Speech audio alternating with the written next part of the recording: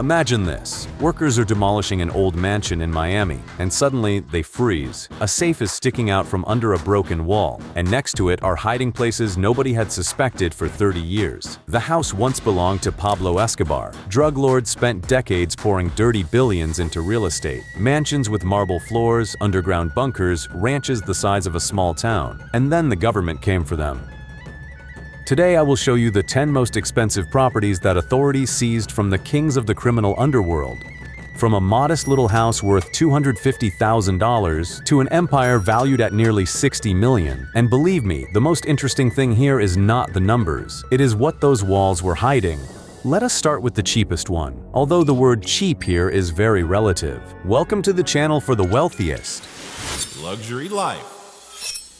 Number 10. El Chapo's house with a tunnel under the bathtub. February 2014. Mexican Marines storm an unremarkable house in Culiacan. They break down the armored door, rush inside, and the owner is gone. Joaquin El Chapo Guzman, the most wanted man on the planet, seems to have vanished into thin air. The answer was in the bathroom, under the bathtub. All it took was pressing a hidden lever, and the cast iron tub rose on hydraulics, opening a passage into a tunnel. It led straight into the city storm drain system. El Chapo escaped through knee-deep water, half naked but alive. He had less than a minute to get away. The house itself, in the Colonia Libertad neighborhood, was valued at roughly $256,000, about 5 million pesos. For a man whose fortune Forbes once estimated at $1 billion, that home was almost poverty level. But that was exactly the point. An unremarkable facade, bars on the windows, nothing extra. A fortress disguised as an ordinary house. After Guzman was captured, Mexican authorities confiscated the building, and then the comedy began. The house was raffled off in the National Lottery in September 2021 as the grand prize, with a ticket costing $20. A winner was found, and you know what? He never moved in. Today, the legendary house with the tunnel stands abandoned. Graffiti on the walls, trash, broken glass, and El Chapo himself is serving life in the American prison ADX Florence, the most secure prison in the world. You cannot dig a tunnel out of there. The inmate spends 23 hours a day in a concrete cell, and a window the size of a slit faces a wall. By the way, the house with the bathtub was not the only one. Special forces found out back then that several of El Chapo's buildings in Culiacan were connected to one another by an entire network of underground passages. From one bathroom, you could come out in the next neighborhood. The government put 3 of his houses up for auction at once, and for this whole fugitive package, it received a ridiculous little more than 4 million pesos. Lawyers argued for years over procedures, the real estate kept losing value, and in the end, the empire of the most famous drug lord of modern times was sold off for the price of used apartments. But if El Chapo lived modestly, the next character did not suffer from modesty. Number 9. Caro Quintero's 5 addresses. This man is called the narco of narcos. Rafael Caro Quintero is the founder of the Guadalajara Cartel, the very man who in 1985 ordered the kidnapping and murder of American federal agent Enrique Camarena. Since then, the United States hunted him for almost 40 years. In 2022, they found him. Not satellites, not informants, a dog. A dog named Max from a Mexican Special Forces unit smelled out the fugitive while he was hiding in bushes in the mountains of Sinaloa.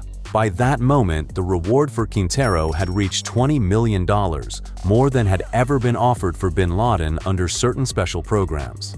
And in 2024, they seized his real estate, 5 properties in Guadalajara and Zapopan. 2 houses, 2 apartments, and a commercial space, all in elite neighborhoods where 1 square foot can reach roughly $370, which is about 72,000 pesos per square meter. The total value of the package was over $1 million. The trick was that everything had been registered in the names of relatives. So the seizure dragged on for years, and the final point was made by a Manhattan court. They proved that every brick had been bought with drug money. The ending of the story is revealing. In February 2025, Mexico extradited Caro Quintero to the United States, together with 29 other bosses on one plane. For 40 years, he had escaped American justice. He did not escape. And to understand the scale of this figure, 5 houses in Guadalajara were not even Quintero's main loss. Back in 1984, the Army raided his buffalo ranch in the Chihuahua Desert, a marijuana plantation where thousands of people worked. The crop destroyed in a single operation was valued in the billions of dollars at street prices. They say this loss enraged Quintero so much that he decided to take revenge on the agent who had led the military to it. That revenge cost him 40 years on the run and a cage for life. Let us move on to a place where luxury was measured by the number of swimming pools. Number 8. The House of 7 Swimming Pools. Why would one person need 7 swimming pools? That was the question everyone asked the first time they saw the residence of Jose Antonio Yepes, nicknamed El Maro, in the city of Celaya in the state of Guanajuato. 7 bowls of water on terraces at different levels descending down the slope like a cascade. Gardens, panels made of expensive wood, and at the entrance, a full-size stone lion greeting guests. El Maro was an unusual boss. His Santa Rosa de Lima cartel grew rich not from drugs but from stolen fuel. In Mexico, this business is called huachicoleo, tapping state-owned oil pipelines, illegal valves, tanker trucks filled with stolen gasoline. The damage to the country was measured in billions of dollars a year. Next to the House of 7 Pools, by the way, investigators found a truck yard, a front company through which money was laundered. In 2020, El Maro was arrested and the house was confiscated. An official valuation never appeared, but based on the size of the lot and the finishes, experts named a figure above $1 million. Except there is nothing to admire there today. In 2021, gunmen from the rival Jalisco New Generation cartel broke onto the property and burned the residence to the ground. A symbolic gesture: you lost and even your walls will burn. What remained was a charred frame and that same lion at the entrance. A funny detail, the nickname El Maro roughly translates as the sledgehammer, and the owner's character matched the name. When police detained his mother a few months before his arrest, he recorded a video address in which he cried on camera and promised to unite even with the devil as long as he could take revenge. The video spread across all of Mexico, and the sledgehammer himself was eventually taken at dawn in a shabby hideout where he was holding a kidnapped businesswoman hostage. From 7 swimming pools to a maximum security prison cell. And now let us go underground, literally. Number 7. Fito's Underground Bunker. An ordinary country house in Ecuador's Manabí province. Chickens in the yard, holiday feasts, the owner generously treated the entire neighborhood. The neighbors had no idea that they were standing on the roof of an underground fortress worth $1.5 million. The house was registered to the girlfriend of Jose Adolfo Macias, nicknamed Fito, the leader of Los Choneros, Ecuador's bloodiest gang. And under the foundation, there was a bunker, reinforced concrete walls designed to withstand fire from heavy-caliber weapons, an entrance through a hatch in the floor, spacious rooms, and marble finishes. Underground, like in an expensive hotel. Fito did not throw parties upstairs out of kindness. The noise, guests, and loyal neighbors were the perfect camouflage. Police reached this hideout only in 2025, and even then with difficulty. Try finding an underground structure in a remote rural area where even proper roads barely exist. The most ironic part of this story is the fate of Fito himself. In January 2024, he escaped from prison, simply disappeared from a cell, which, by the way, he had managed to furnish like a luxury suite, with a refrigerator and cockfights in the yard. His disappearance plunged Ecuador into a national crisis. Gang-staged prison riots, explosions on the streets, and armed masked men stormed a television studio live on air. The whole world saw those images. The president declared an internal armed conflict in the country. All of it because one man escaped. 1.5 years of searching, and where did they find him? In June 2025. Exactly. In another bunker, under a luxury mansion in the city of Manta, with air conditioning and food supplies. The man who spent half his life building underground shelters ended his freedom underground.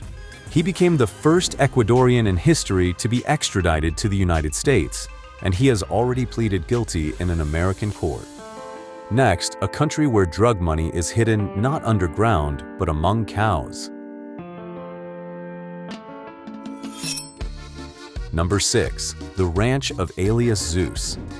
1,235 acres of pasture in Colombia's Magdalena department, herds of pedigree cattle, workers, accounting records, a model farming operation, except it belonged to a man with the call sign Zeus. Juan Carlos Rodriguez Agudelo was a former military man who, according to investigators, became a major drug trafficker. The scheme is as old as time.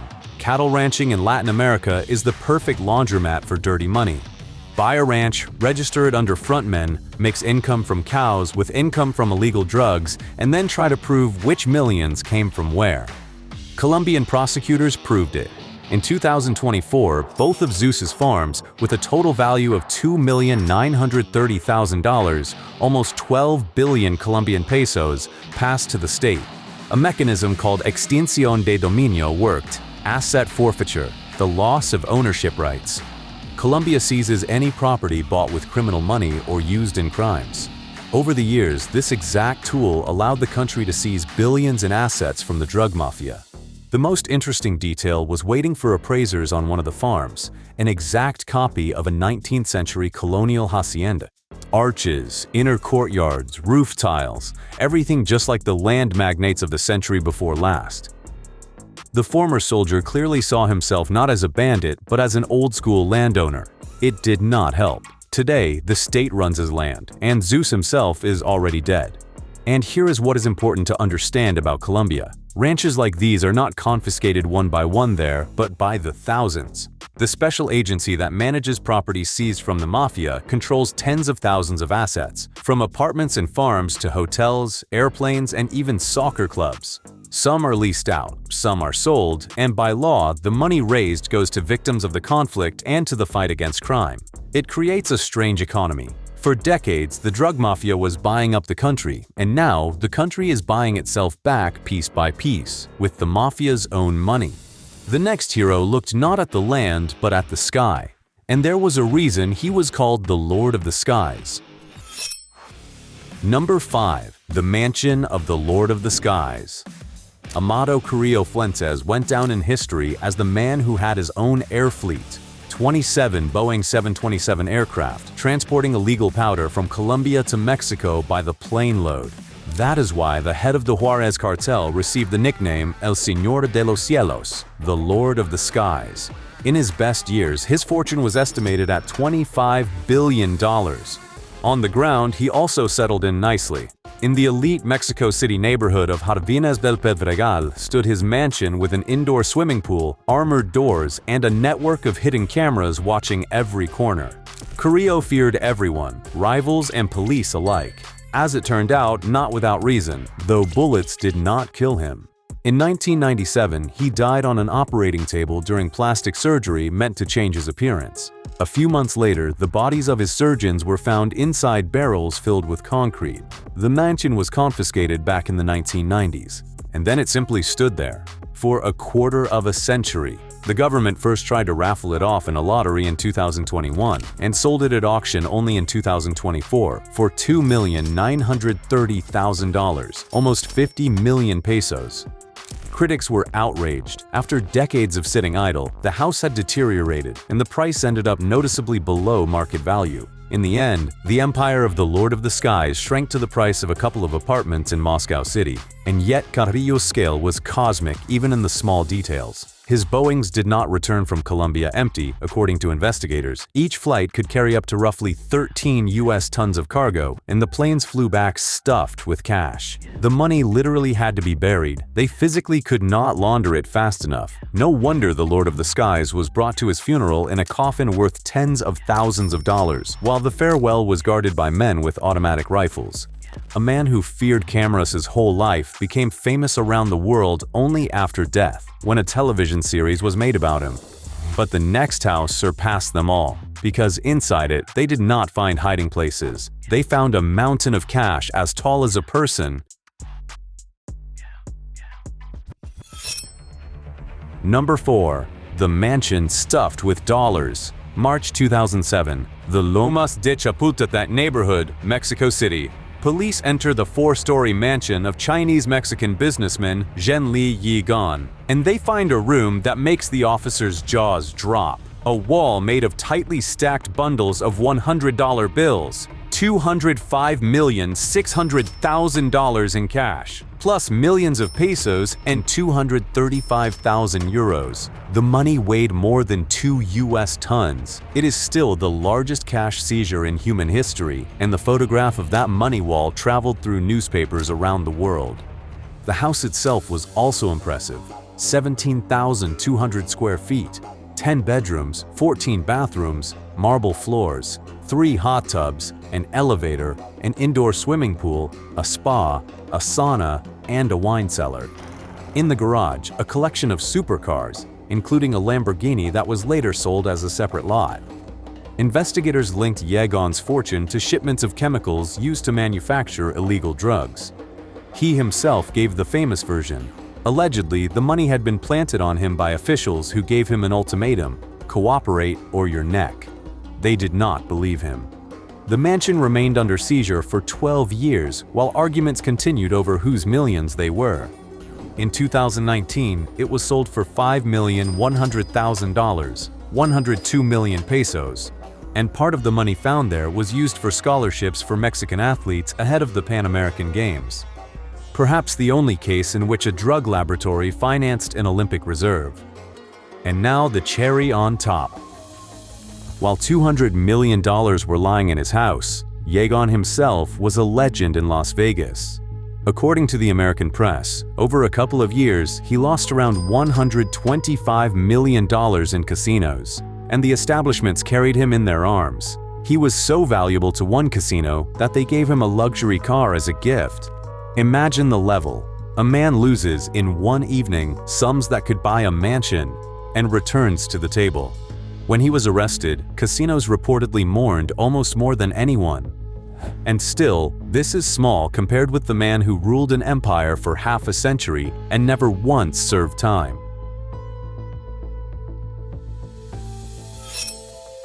Number 3. El Mayo's houses and a $15 billion fine. Ismael El Mayo Zambada is a unique case in the history of crime. Co-founder of the Sinaloa Cartel, partner of El Chapo, half a century in the drug business, and not a single day behind bars until the age of 76. While El Chapo escaped from prison twice and was captured again, El Mayo lived calmly in the mountains of Sinaloa. He was considered untouchable. What brought him down was not the state, but betrayal. In July 2024, El Chapo's son invited the old man to a meeting and put him on a private plane, supposedly to fly to negotiations inside Mexico. The plane landed in Texas, where agents were already waiting for Zambada. The cartel legend was caught like a schoolboy. Then his real estate began to fall. Houses in the most prestigious neighborhoods of Mexico City, Lomas de Reforma and Jardines del Pedregal, where 1 square foot can cost up to around $437, which is about 85,000 pesos per square meter.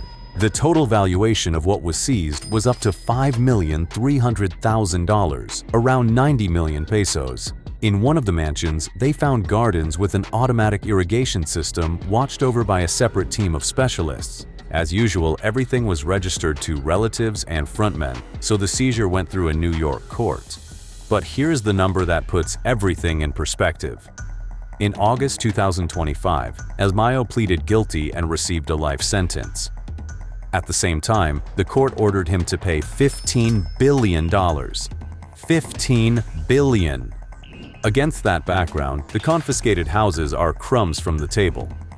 Investigators are certain the main part of his assets still has not been found. Somewhere right now, there are mansions standing that we will never learn about. How did he manage to stay free for half a century? No phones, no parties, no gold on display. And Mayo lived like an ordinary farmer. A ranch in the mountains, cattle, a minimum of people around him. The United States offered $15 million for him, and nobody turned him in. He gave only one interview in his entire life where he said a phrase that became legendary. You can put him in prison, but drug trafficking will not stop for a single day, because he will immediately be replaced. It seems the old man knew what he was talking about. 2 remain, and both carry the same last name, Escobar. Number 1. Escobar's pink mansion in Miami. In the 1980s, Pablo Escobar was earning so much that he spent $2,500 a month only on rubber bands for tying stacks of cash. Some of those stacks settled in Miami Beach, a pink waterfront mansion on North Bay Road, with direct access to the ocean, a private dock, an outdoor pool, and a garden. From there, it was convenient to control the main market, the illegal drug market of Miami in the 1980s. In 1987, after an investigation by federal authorities, the house was confiscated by the United States government. Formally, Escobar did not own it. The property was hidden behind a chain of shell companies, and lawyers had to untangle that knot for years. In 1990, the mansion went to a private buyer, and by 2015, on the wave of Miami's real estate boom and the dark fame of the address, it was already valued at more than $10 million. The new owners, the family of a restaurant magnate, bought the house not to live in it, but to demolish it. And this is where the most interesting part began. In 2016, under the buckets of excavators, the walls started revealing secrets, hidden niches, sealed cavities, packages of illegal drugs, and safes. One of the safes, according to press reports, mysteriously disappeared from the construction site before it could be opened, and the owners later found another one, which was taken away under guard. What was inside, the public was never told. Today, on the side of the Pink Mansion, there is a new home worth tens of millions, and it is an excellent illustration of how the land outlived its dark owner and multiplied in value. The lot alone on North Bay Road turned out to be more valuable than everything Escobar had ever built on it. Escobar's house was wiped off the face of the earth, but his main property cannot be demolished. It is the size of a city. Number 1. Hacienda Napoles, an empire the size of 7,400 acres. Above the gates of this estate, a small airplane still stands. It is not a monument to aviation, it is a monument to crime. According to legend, this very aircraft delivered Escobar's first shipment of cocaine to the United States. The owner mounted it above the entrance the way a hunter hangs a trophy. Hacienda Napoles in Colombia's Magdalena Medio region is not a house. It is 7,400 acres, an entire state within a state. Inside, mansions with dozens of bedrooms, 6 swimming pools, 27 artificial lakes, its own gas station, a road network, helicopter pads, hangars, stables, a bullfighting arena, a park of life-size concrete dinosaurs, and a runway, plus a private zoo. Elephants, giraffes, rhinoceroses, kangaroos, and hippos, which Escobar smuggled in from around the world. Back in the 1980s, all of this was valued at $57 million. In today's money, well over $100 million. After Escobar's death in 1993, the empire passed to the state and began to rot. Maintenance consumed millions of dollars a year, buildings collapsed, the jungle advanced. Later, part of the territory was turned into a theme park with a water park, where tourists come by the tens of thousands, and the ruins of the main house still stand. They were left as a monument to how luxury like this ends. But the most insane legacy of Napoles lives its own life. 4 hippos from the zoo escaped into the Magdalena River and began reproducing. Today, there are already about 200 of them, the largest hippo population outside Africa. They sink boats, frighten fishermen, and destroy the ecosystem, while authorities spend millions on sterilizing them. In 2022, Colombia officially recognized the hippos as an invasive species, and later seriously discussed a plan to transport dozens of animals to reserves in India and Mexico, because sterilizing one hippo costs thousands of dollars and is deadly dangerous for veterinarians. Escobar has been gone for 33 years, and his zoo is still terrorizing an entire country. In one final touch to the portrait of the owner of Napoles, once, while hiding from authorities in the mountains, Escobar burned about $2 million in cash, simply to make a fire and warm his sick daughter. For a man who, in his best years, earned, according to different estimates, up to $60 million a day, those were pocket expenses. Now compare this. His entire gigantic hacienda, with all its zoos, was worth less than what he made in one working week. Notice the pattern. Not one of these people ever calmly enjoyed his luxury. Someone is in prison until the end of his days. Someone ended his life on the run underground. Someone is gone entirely. And the houses? The houses either burned, were demolished, or stand abandoned with graffiti on the walls. Write in the comments everything you think about this and subscribe to the channel for the wealthiest. Here we talk about luxury, wealth, and the lives of the most influential people on the planet. Thank you for watching, and right now, watch our previous episodes which have already appeared on your screen.